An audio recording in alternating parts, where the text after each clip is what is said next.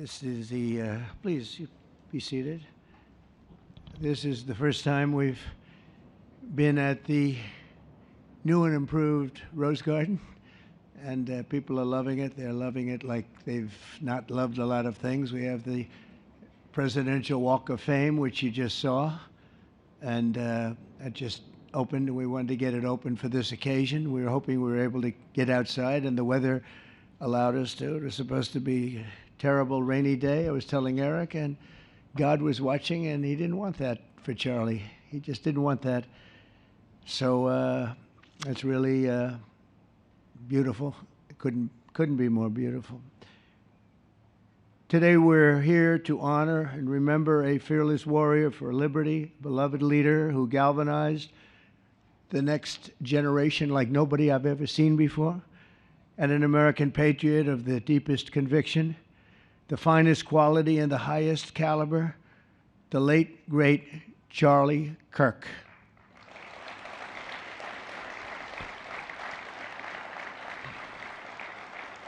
Five weeks ago, our nation was robbed of this extraordinary champion. He was a champion in every way. I got to know him so well.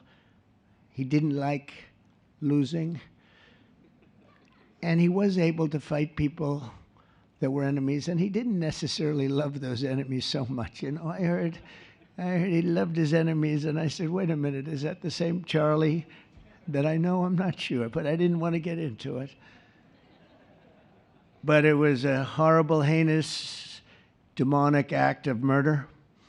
He was assassinated in the prime of his life for boldly speaking the truth, for living his faith and relentlessly fighting for a better and stronger America. He loved this country.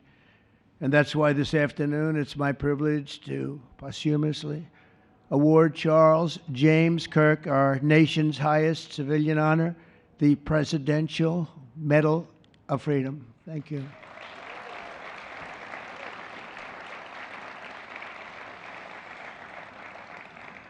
As you know, only hours ago I returned from a very historic trip to secure peace in the Middle East. People said that couldn't be done. Charlie felt it could be done. Charlie felt it could be done. Thank you. Thank you. Thank you very much. But I raced back halfway around the globe. I was going to call Erica and say, Erica, could you maybe move it to Friday? And I didn't have the courage to call. But you know why I didn't call? Because I heard today was Charlie's birthday. And I said, you know, that was a definite. And I said, we're going to have to forget about some of those very big, very rich countries that expected me to be there. And I can tell you, based on the length of that flight, I wouldn't want to go back tomorrow. But I would not have missed this moment for anything in the world. Nothing. And it's a very important time for our country, and our country is doing so well. It's never done better. We are a country with almost now $18 trillion of investment coming in. Nobody's ever seen anything like that. Previous administration had less than $1 trillion for 4 years. We have more than 18, it'll be much more than 20 by the time the year, more than $20 trillion. There's never been a country in the world that had anything like that. What's happened to our country is incredible in a short period of time. Charlie was a big person for, sir, can we close up those borders, please, a little bit? You know, they're really leaking badly. I said, Charlie, I haven't gotten there yet. But, you know, it came out last 4 months. Literally nobody was allowed into our country. And the only people that were allowed in were people that came in legally. The borders are absolutely stone cold closed. And they reported 0, 0, 0, and 0, so that's pretty good. But he was a big believer. He wanted people in the country more than I did, frankly. He wanted them to come in legally, and he got his wish. October 14th is Charlie's birthday, and he should have been turning 32 years old. I tell you, when I first met him, he was like 22, and I said, boy, he's awfully young, but I thought he was older than that, you know. He looked a little bit older than his age. That's okay, you know. That's not good when you're old, but when you're young, it's great. He had the best of all things, but he was special. But instead, Charlie is attaining a far more important milestone. We're entering his name forever into the eternal roster of true American heroes. He's a true American hero, an amazing person, way, way beyond his years. And I'm honored to be joined by a woman who has endured unspeakable hardship with unbelievable strength, and that's Charlie's widow, Erika. And I just want to thank you, Erika. He loved you so much. I was with him. Oh, please. Thank you, darling. Thank you. I was with him before I met Erika, and he told me he was going to get married. He said, "You won't believe how beautiful she is." I said, "Well, then now that I meet her," he's right. But then he also said, "And you know what? She's like the smartest person I know." See, they do go together on occasion. Not often. Not often. But on occasion they go together. But he was in love with you. He was deeply in love with you. It's great. Erika, your love and courage have been an inspiration to all of us, and we will always be here for you, and we're always going to be here for your gorgeous, beautiful children, and we'll never forget what your family has sacrificed for our country. Man loved our country. When things were going badly for our country, he was so, as you know, angry. He would get angry because he said it doesn't have to be that way. We're also pleased to be joined by an incredible group of Charlie's friends, very powerful friends, actually, and some not so powerful, and they're actually better people, okay? I know them all. They're the less powerful ones. I have to tell you that, all of you power guys down here. The best ones in the group are the ones that are less successful, but that happens too. No, they're all great, and they're here. And let's start with Erika's father. Where is Erika's father? Where are you? Where are you, Dad? Oh, look at him. Wow. I want to get a hat like that, too. I like that. How are you? Nice to see you again. Thanks as well to Vice President J.D. Vance, who's been fantastic. J.D., thank you very much. Great. Doing a great job. Did a great job on Sunday with George Slopadopoulos. I thought put him away pretty good. Second lady, who's a phenomenal woman, Usha Vance. Thank you very much, Usha. Thank you very much. Great woman. President of Argentina. He wanted to be here. That's Argentina's a serious flight, right? And he's become a superstar, and he's doing amazing things. He's a MAGA person, but it's make Argentina great again. That's what he does, right? And I want you to stand, please, Javier Milei. Doing a great job. Thank you very much. Many members of my cabinet are here. Just about all of them are here. I won't go into every single one of them, but I'll announce a few of the people that have really turned this country around and helped me. Incredible people. Speaker of the House, Mike Johnson. Where is Mike? Mike, what a job you're doing, Mike.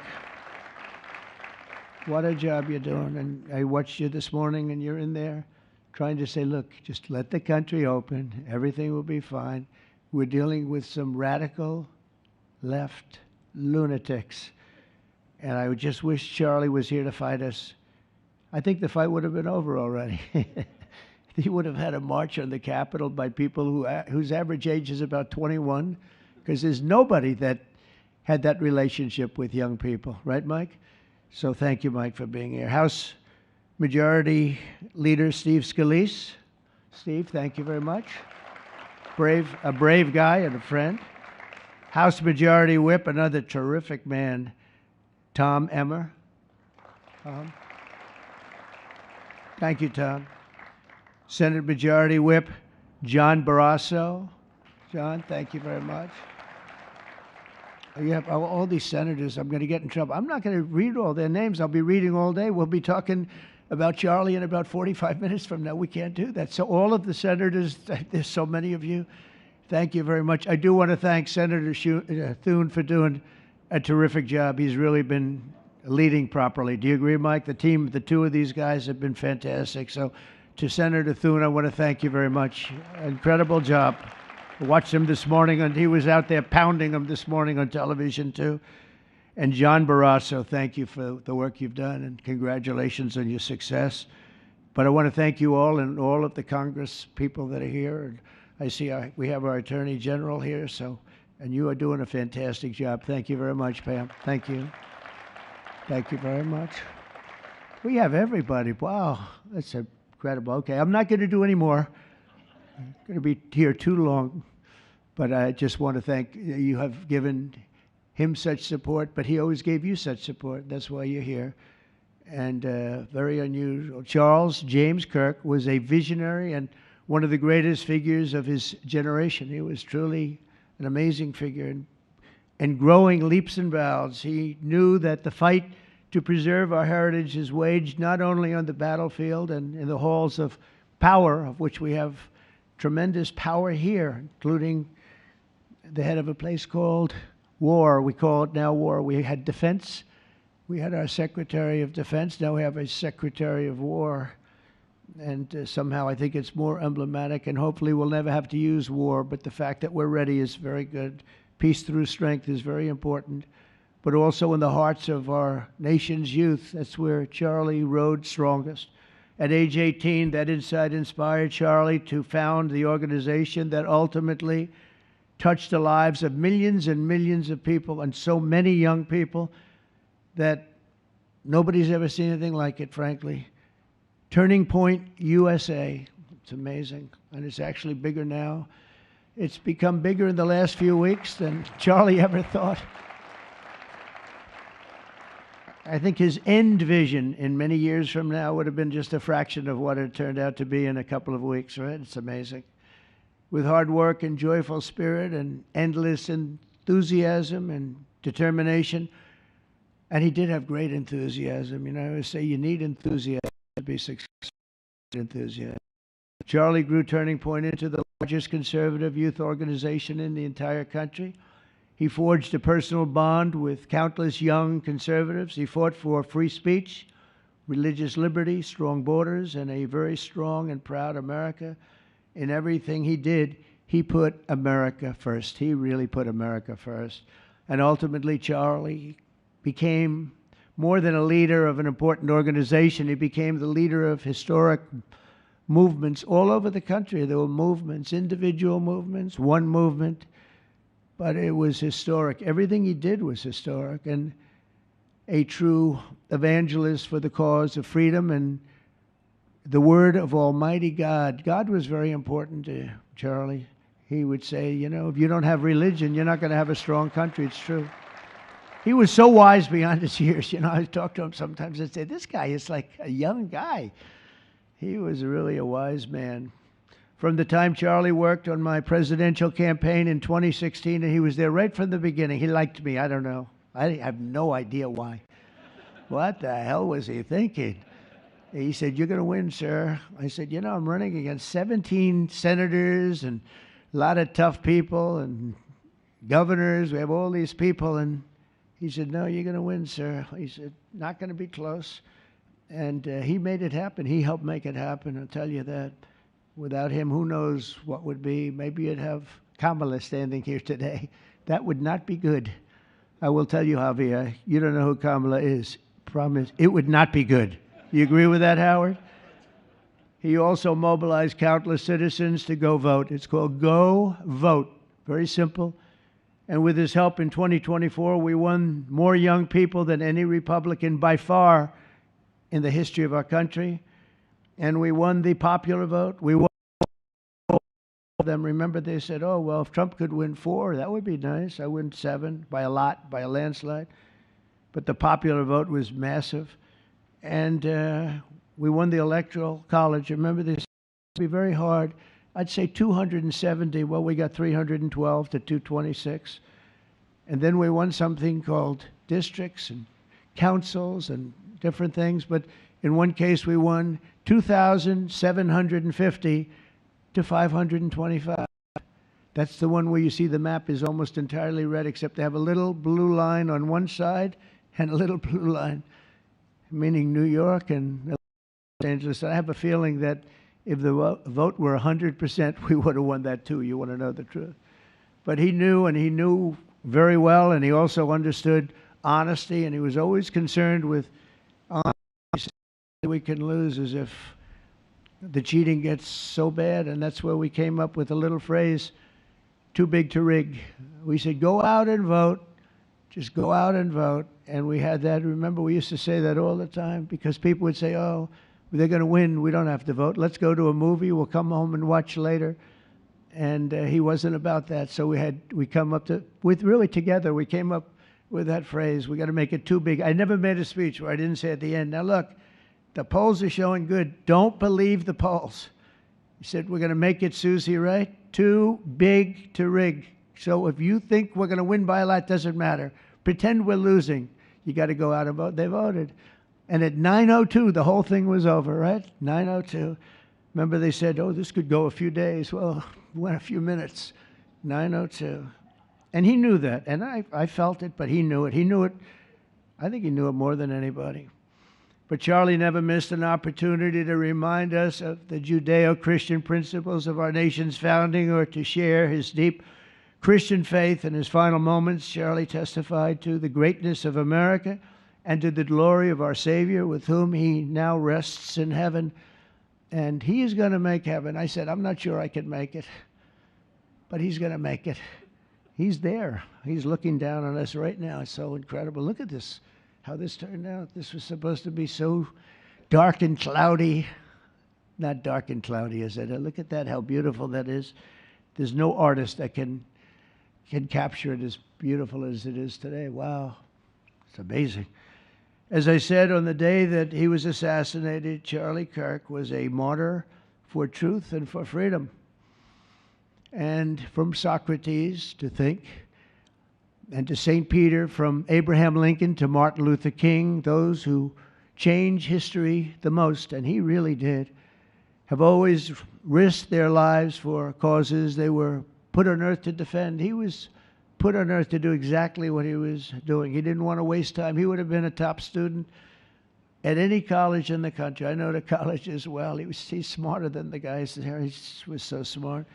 But he almost, I guess, didn't have the time. He knew what he wanted to do. It wasn't like, gee, I want to sit in the classroom for 4 years listening to people teach me liberal principles, because they were never going to teach him that anyway. But he didn't have the time. He really didn't have the time. But every time the enemies of goodness and virtue tried to silence the voice of righteous and noble leaders like Charlie, they failed. They seem to fail. Ultimately, they look like they're doing well, and then they end up failing, because the truth has been unrelenting over the years, over history. And people like Charlie, it's just they've got a power that others don't have, and very few people will ever have. So today, like those martyrs before him, Charlie's voice, his message, and his legacy are stronger and greater than ever before. They are greater than ever before. Look, this is a horrible event, but it brought out the greatness of Charlie. Nothing could have ever supplanted this. It's incredible, the way people are talking about him. And with great love. I mean, I read so many stories about some of the enemies, but I watch the enemies, and it's hard for them to speak badly about him because they just don't. And then you do have people in the days since Charlie's killing. We've seen exactly why our country so dearly needed his example. We've watched legions of far-left radicals resort to desperate acts of violence and terror because they know that their ideas and arguments are persuading no one. They know that they're failing. They have the devil's ideology, and they're failing, and they know it. They feel it, and they become violent. They seem to become very violent on the left. They've rammed vehicles into federal law enforcement, fired sniper rifles at ICE agents, and me, you know. But I made a turn at a good time. I made a turn at a good time. I turned to the right. Charlie couldn't believe it, actually. He said, how the hell did you make that turn? I said, I don't know. But fired rifles and threatened the lives of our Supreme Court justices, our great justices. They have to be protected. We just issued a lot of money, $60 million, to protect the Supreme Court justices. Very important. We can't let anything happen. In places of worship, we're protecting our people. We've seen that a candidate for Attorney General in Virginia boasted that he would want to see the Republican legislature, a legislator in Virginia, shot in the head and to see his children murdered. He actually said this. And now he continues to run for office, and most people continue to back him, but he said he wants his man shot. He said shot in the head and to see his children murdered. And they keep running. Pretty amazing, right? That's a bad one. Let's see how that turns out, but that's a really bad one. Nobody's heard that one before. Especially in the wake of Charlie's assassination, our country must have absolutely no tolerance for this radical left violence, extremism, and terror. We're done with the angry mobs, and we're not going to let our cities be unsafe. We're going to make sure our cities are safe. When you have Chicago, where they had 4,000 people murdered over a very short period of time, 4,000 people, and then we have a governor stand up and say, oh, things are going swimmingly. No, they're not. We're going to make Chicago safe, just like we're going to make, look what we did in D.C. It's so nice that we started here, because this was one of the most violent places in the United States. It'd be dangerous to be right out here. But you couldn't go to a restaurant. The restaurants were all dying. The whole place was dying. You'd have these gorgeous, look at the Washington Monument over there. You'd have these gorgeous buildings and monuments and structures. And people were afraid to leave their apartment. They were afraid to go to work. They'd get into an Uber, and they'd feel safe, and then the Uber would be attacked. They thought they made it, and then the Uber was attacked on the trip in.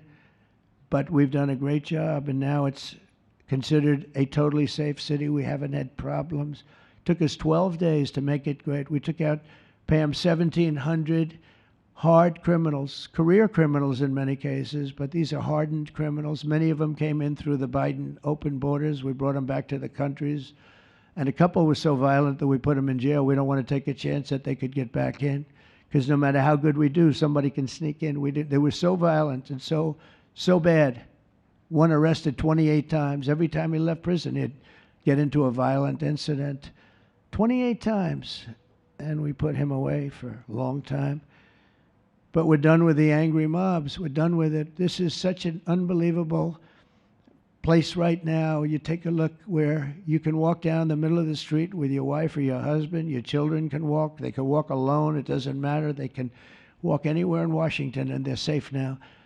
If this were a year ago, they'd have a serious chance of being badly hurt, even killed.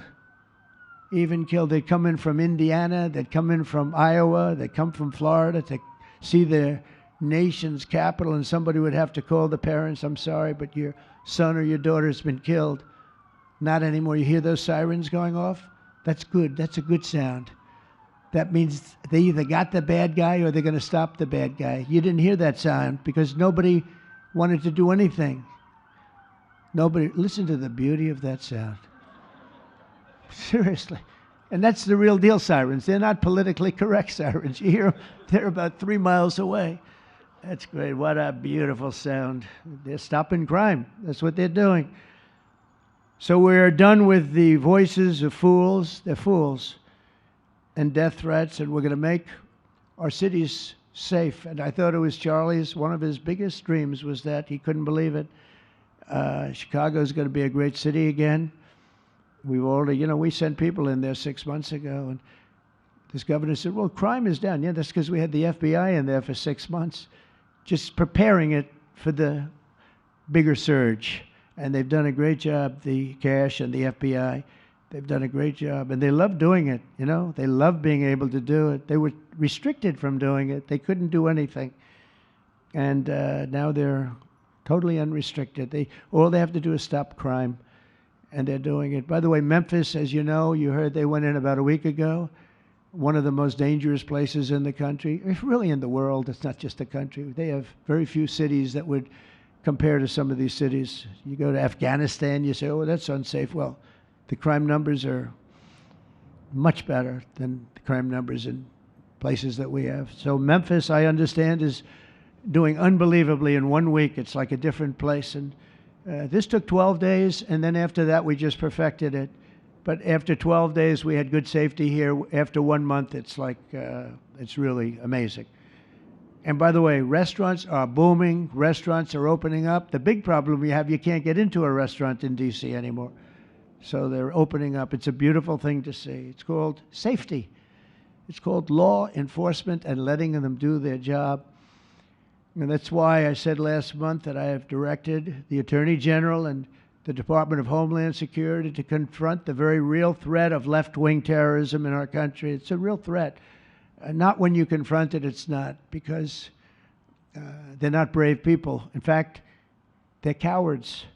When you confront them, they immediately fold. You have to see them fold. You have to see them crying. They fold. But it includes dismantling the networks that fund them and finance them, and we're finding out who those networks are. We already know quite a few of them. When you see these violent incidents and then you see people holding this gorgeous sign with beautiful wood, beautiful cardboard, wood, everything's perfect paint job, and they're all the same. There are thousands of them.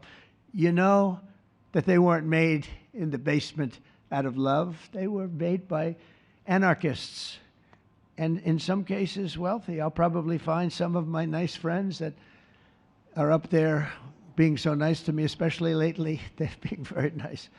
But it surprises you who they may be, and you almost wonder why would they do it? But they're hurting our country, and we're really taking it back one by one. If we didn't go into Los Angeles early on in the administration, the commissioner, the chief of police, Los Angeles, said if they didn't go in, we would have lost our city. Now, they already lost 25,000 houses to fire because they wouldn't let the water come in from the Pacific Northwest, which they should have done. And I said, you better do it. They didn't do it, and we had 25,000 homes where they had no water in their sprinklers, they had no water in the fire hydrants. It would have been a different kind of a thing if they did what they were supposed to do. We had to break in. We broke in and had the water come down. They said for the environment, great, they lost 25,000 houses. It's incredible. But the commissioner said without the federal government and President Trump's intervention, we would have lost the entire city. And we have the Olympics going there soon. I got the Olympics. We have the Olympics. We have the World Cup. And we have, most importantly, we have the 250th anniversary of our country. That's going to be most important. And all of these things are happening. And we're going to have safe cities. We're going to have very, very safe cities. So 1 month after Charlie's death, we still feel the terrible shock and the pain of his loss like just about nobody I can think of. Charlie Kirk was one of a kind. He was unstoppable. And he really was. Boy, when he had an idea in his head, he would call me, sir, please, you haven't done it yet. I said, Charlie, relax. Just relax. He didn't relax. He'd call me the next day again. It got it done.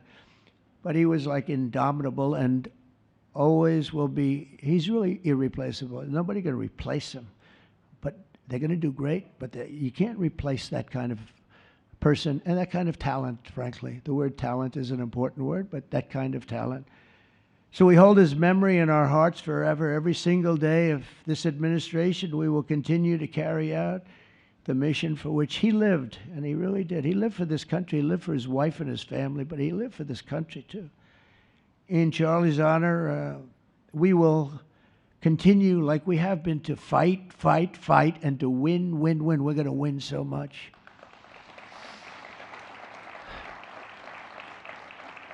So the Presidential Medal of Freedom is a big deal. You have the Congressional Medal of Honor, military, and the Presidential Medal of Freedom, which is civilian. And the Presidential Medal of Freedom is a really big deal. Very few people get it. Very few people, frankly, qualify. It's a decision of the president, but it's a qualification that's a very hard one to get. And I would like to ask, if I might, the military aide to read Charles James Kirk's citation for the Presidential Medal of Freedom. Thank you very much. Thank you.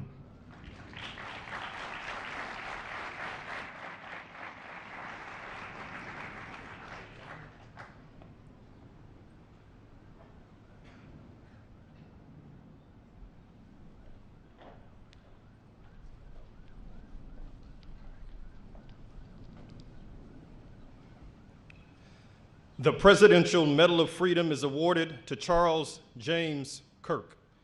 Accepting on behalf of Charlie is his wife, Mrs. Erika Kirk. Charlie Kirk was one of the most influential American political figures of his generation. At just 18 years old, he founded Turning Point USA and grew it into the largest conservative youth organization in the nation. For over a decade, he tirelessly traveled the country leading a movement to restore respect for our founding principles, reawaken our national identity, and inspire a renewed spirit of religious devotion. He was one of the great debaters and communicators of his time. Despite receiving repeated threats, he remained undeterred and modeled courage, logic, humor, and grace to the next generation. On September 10th, 2025, at age 31, Charlie Kirk was assassinated while addressing a group of students. The United States honors him as a martyr for truth and freedom.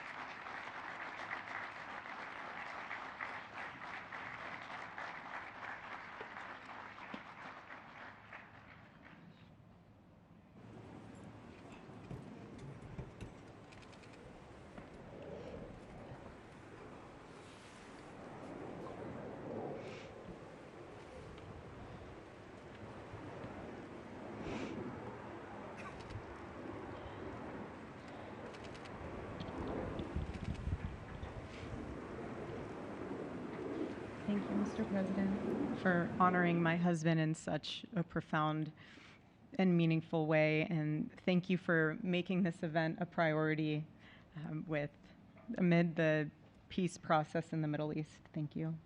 Very grateful. Charlie always admired your commitment to freedom, and that's something that both of you shared. So thank you.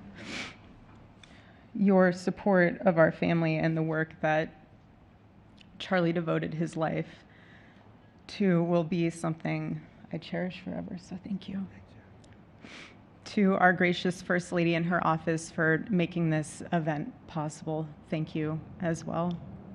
It's beautiful. To Vice President and the lovely Usha fans, your friendship has been an unbelievable encouragement. Thank you.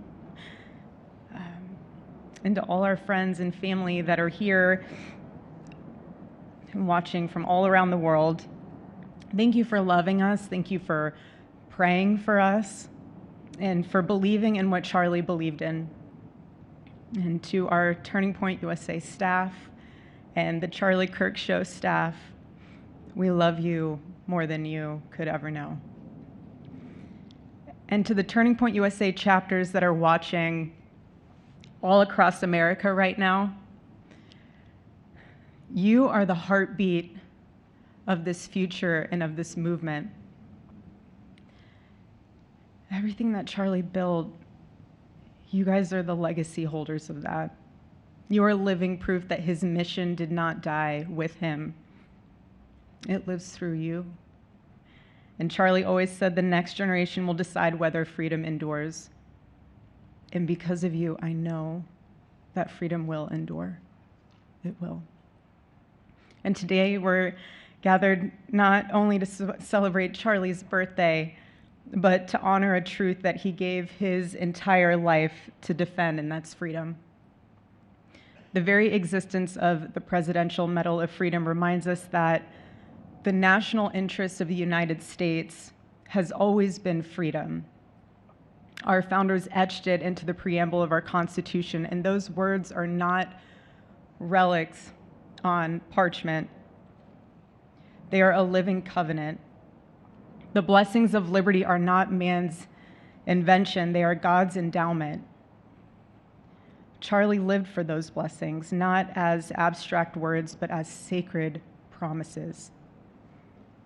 He used to love to journal about this topic all the time, and with such a heart postured of gratitude. And he believed that liberty was both a right and a responsibility.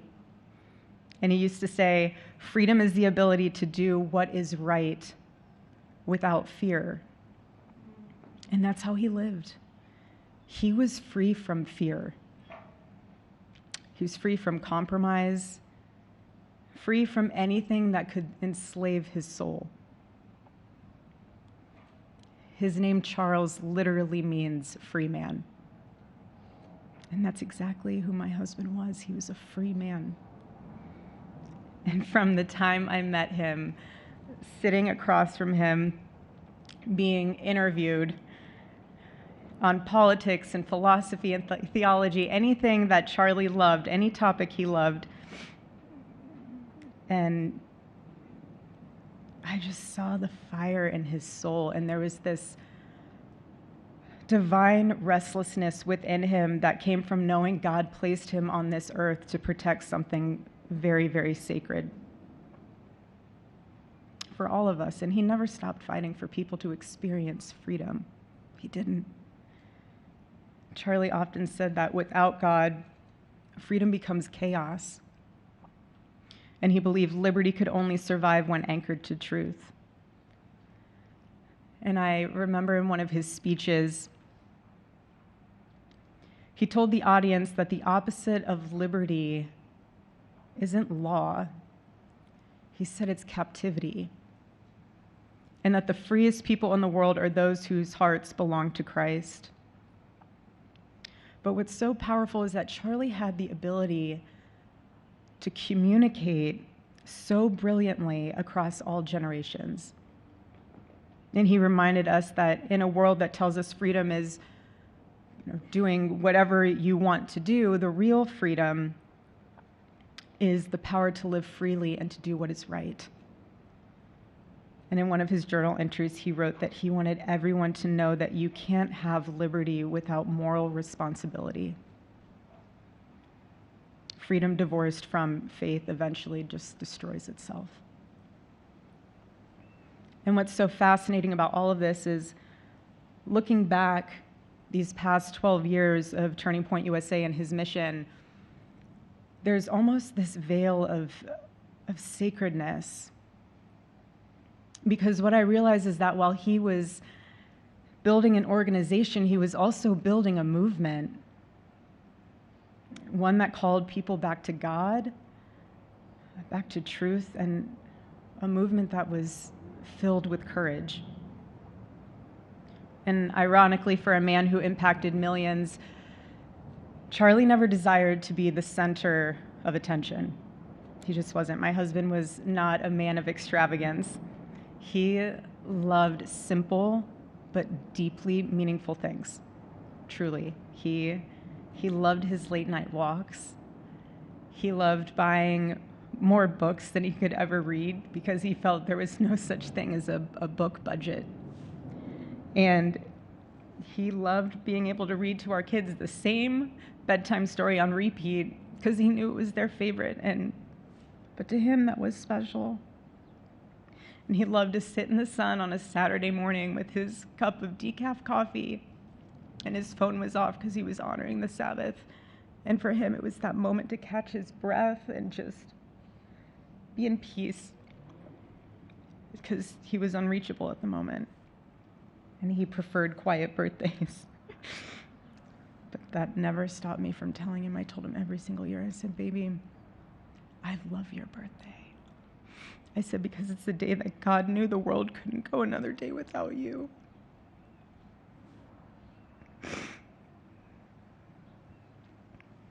And so the rhythm of our usual birthday celebration for him was mint ice cream, mint chocolate chip ice cream. He only had it twice a year, on his birthday and 4th of July. It's just, and then after that, it was back to work as usual. But last year, his one birthday wish was to see the Oregon Ducks play the Ohio State. And they won. Oregon won that night. And it was by far one of the most memorable nights of his birthday experience of his life until today. And so, honestly, President Trump, I have spent 7.5 years trying to find the perfect birthday gift for Charlie. And it's so difficult. And those of you that have spouses or loved ones, you know how difficult it is sometimes to buy a gift for someone that you love, because he wasn't a materialistic man, so that also did not help. But now I can say with confidence, Mr. President, that you have given him the best birthday gift he could ever have. Thank you.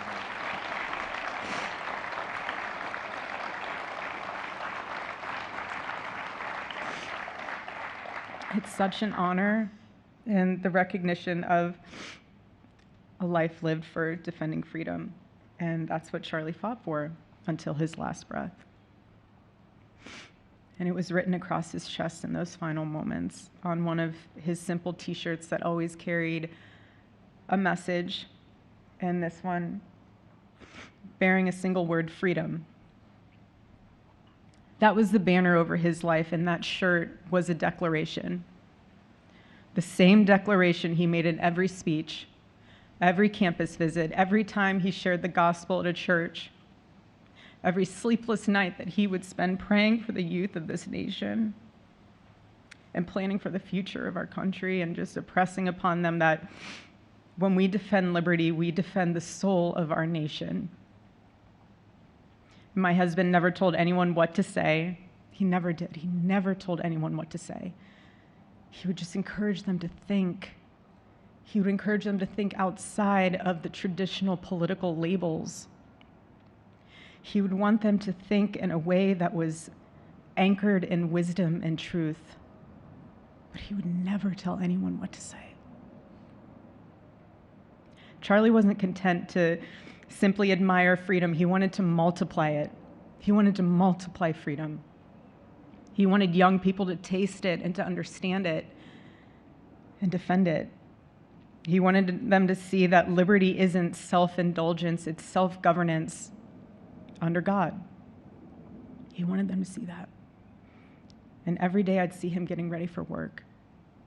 He'd put on his cross necklace, he'd put his ring on his finger. And the boldness in his demeanor was always fearlessness. He wasn't afraid. He was never afraid. In his daily actions, whether in office or on campus or at a church, it was always without fear. That was his creed. That is how he lived out every single day. He didn't fear being slandered. He did not. He didn't fear losing friends, I can tell you that. He didn't. He didn't care. He stood for truth and stood for freedom, and he did not, everything else was just a noise to him. And it's because his confidence in Christ was absolute. That's why. There was no limit to what he would have sacrificed to defend freedom for all. And if the moment had come, he probably would have run for president, but not out of ambition. He would only have done it if that was something that he believed that his country needed from a servant's heart standpoint. And Charlie lived only 31 short years. No, he's 32, but on this side of heaven, but he lived. He lived every single second he lived. He filled every single day with purpose, and he fought for truth when it was unpopular. And he stood for God when it was costly, but that's what we're called to do. Surprisingly enough, he did pray for his enemies, which is very hard, but he did. He did. He did. No one else, I mean, I saw him do it. No, he never did it in front of anyone else, but I can attest to that. But he also loved people when it was inconvenient. And he ran his race with endurance, and he kept the faith. And now he wears the crown of a righteous martyr. And for me and for our children, the truth really steadies our grief, because heaven gained what earth could no longer contain: a free man made fully free. to all watching, this is not a ceremony. This is a commissioning. And my message is simple. I want you to be the embodiment of this medal. I do. I want you to free yourself from fear. I want you to stand courageously in the truth. Listen for the still, small voice of God.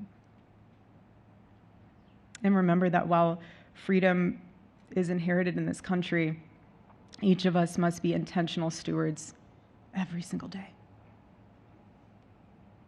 God began a mighty work through my husband, and I intend to see it through.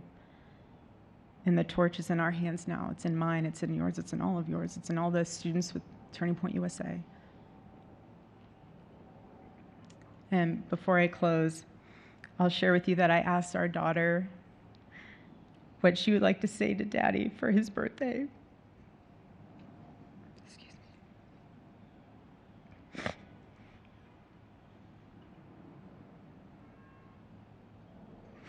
She said,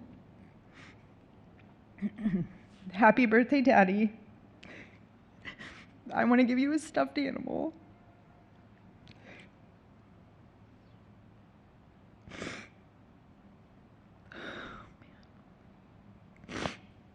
I want you to eat a cupcake with ice cream, and I want you to go have a birthday surprise. I love you," is what she said. And while our son is precious, he can't yet speak, in classic Kirk family fashion, his actions spoke louder than his words, and his gift to you, Charlie, and myself for that matter, was deciding to become the man of the house and be fully potty trained at 16 months. But Charlie, baby, I know that you're celebrating in heaven today, but gosh, I miss you. We miss you. And we love you, and we promise we'll make you proud. And Charlie's life was proof that freedom is not a theory, it's a testimony. He showed us that liberty begins not in the halls of power, but in the man of a heart surrendered to God. And so today, as we honor Charlie with this incredible Presidential Medal of Freedom on his birthday, I stand here with tears and just a humbled heart and spirit, because his story reminds us all that to live free is the greatest gift, but to die free is the greatest victory. Happy birthday, my Charlie. Happy Freedom Day. God bless you.